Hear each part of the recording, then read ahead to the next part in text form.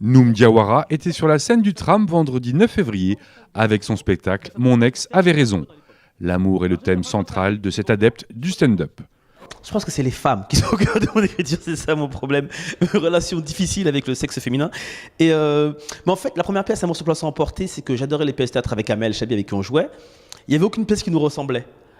Et donc on a écrit la nôtre et après c'est ce que je vivais en fait, donc j'étais dedans. Je sais pas si l'année prochaine je me marie, ce sera un spectacle sur le mariage, puis après sur les enfants, puis après sur le jour où je deviendrai astronaute, je sais pas.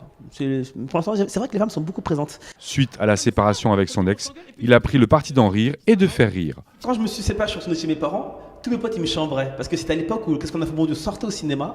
Donc j'étais à la télé tout le temps, sur la promo, le film. Et moi j'étais chez mes parents et mes potes disaient mais t'as pas honte, t'es chez tes parents alors tu fais un film qui fait des millions d'entrées.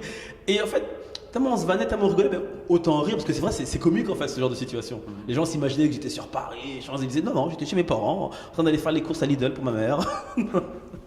Et au final, là, une anecdote, je vais à Lidl acheter des tomates pour ma mère et pendant que je fais la queue, j'entends deux filles derrière qui se disent mais non, ça peut pas être lui, qu'est-ce qu'il fera à Lidl?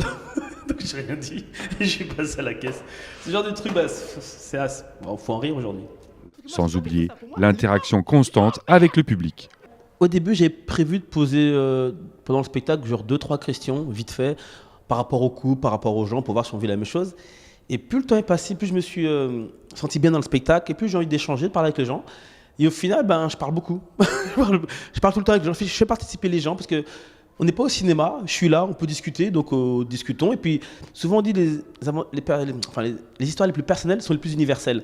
Et on se rend compte qu'en parlant avec les gens, c'est qu'on a tous vécu la même chose et que en fait on est tous pareils, quoi. Donc ça me fait plaisir de rigoler avec eux. Et puis surtout des fois il y a des bonnes histoires et ça permet d'agrémenter le spectacle. Homme devant la caméra ou devant le public?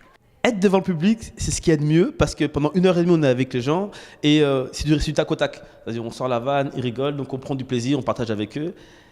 Mais d'un côté, faire du cinéma et faire des films comme Qu'est-ce qu'on a fait au bon Dieu, c'est plutôt pas mal pour l'ego.